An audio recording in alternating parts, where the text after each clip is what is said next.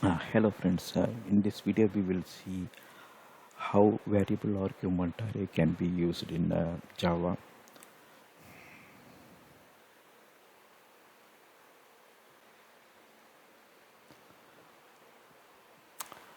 We already saw the printf function.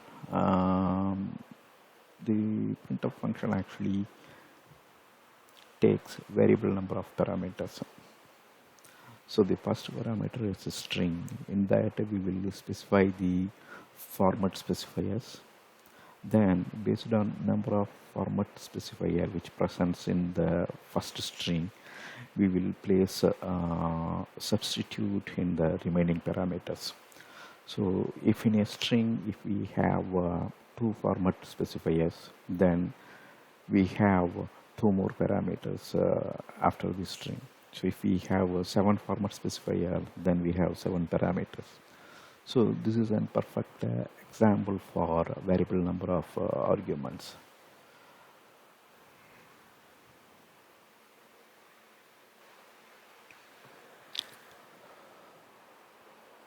We can also create such a method using variable argument arrays.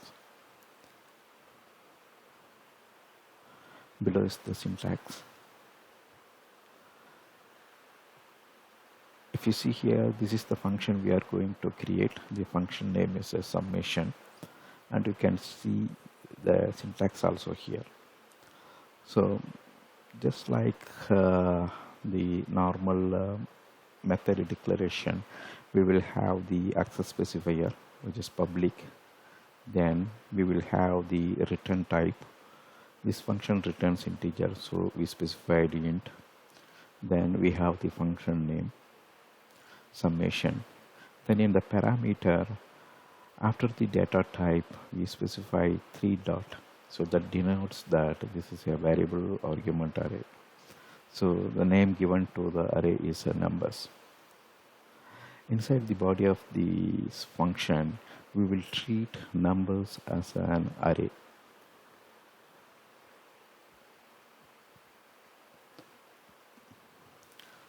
The method containing variable argument list can have n number of parameters.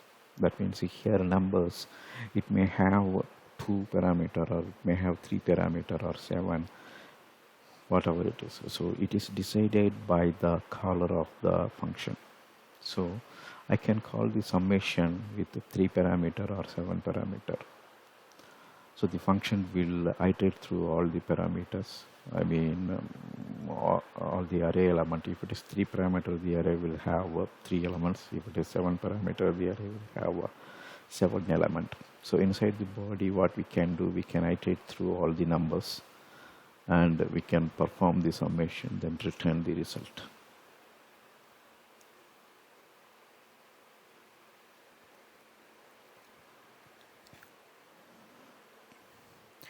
Okay, let us look at an example.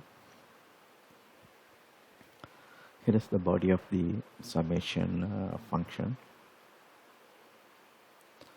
The 3 dot in the parameter list denotes that numbers is an integer array, or numbers is an variable argument list.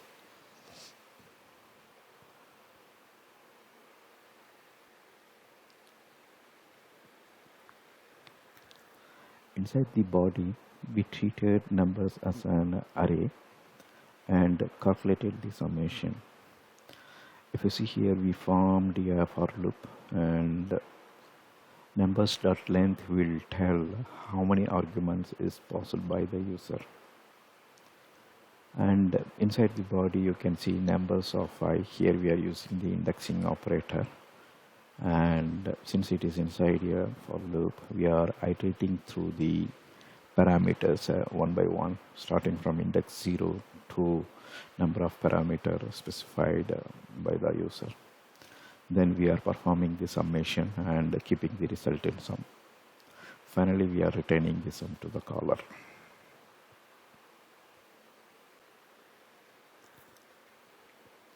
Okay, let us look at how this summation is called from client side. So in the client side, we called the summation with a different number of parameters.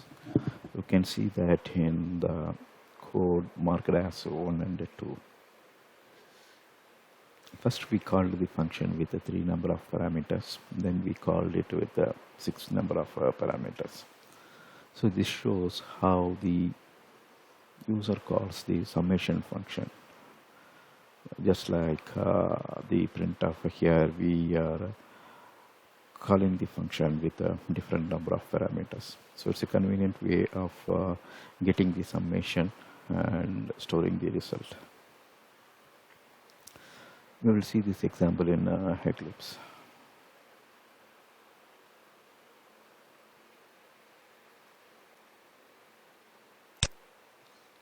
First we will create a new project.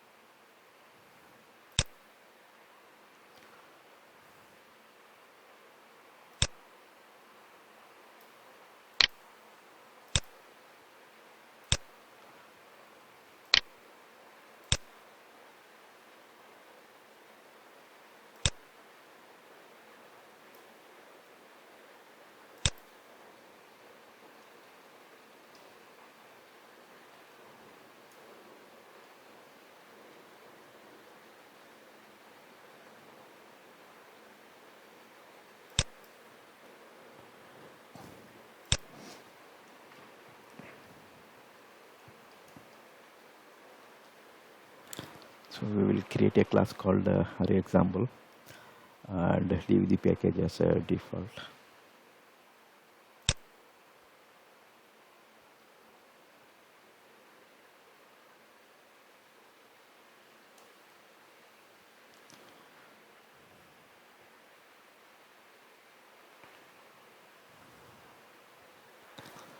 Our first class is ready. Now we will take the second class.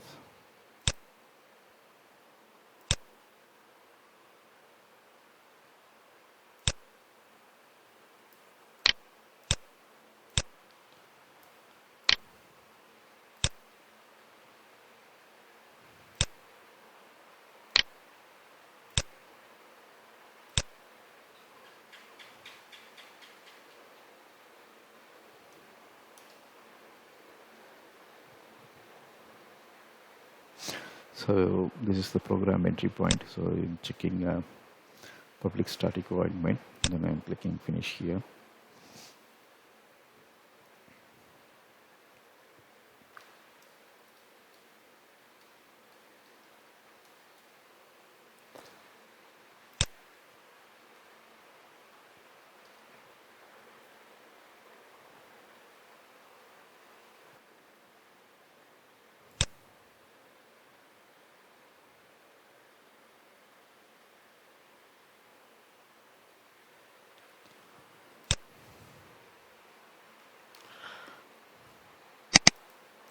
Now we will examine this. So I kept a breakpoint here by clicking on the margin.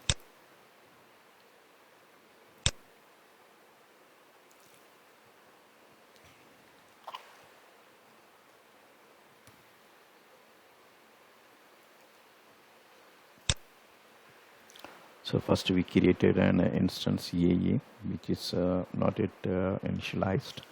So we are okay. We created an instance EAE. Now we are entering inside that. We are making call to the summation function. If you see the numbers, it will be treated as an array. So we passed 3 parameters, and three parameters are available here. Numbers is the variable argument list, and the list can be iterated through indexing operator 0, 1 and 2. So what happens if I come inside this loop, I can calculate the summation.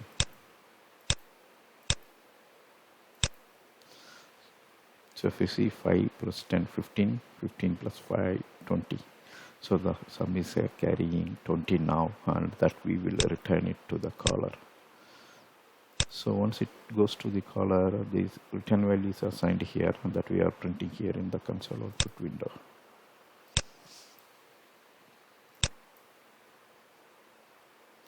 So now we are calling the same with 6 number of parameters.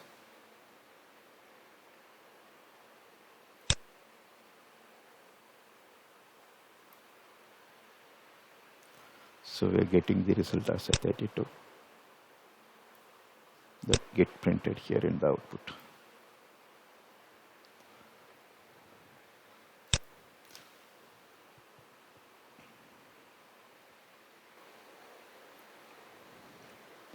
So that's all in this demo. Thanks for watching. If you like the video, subscribe it. Bye.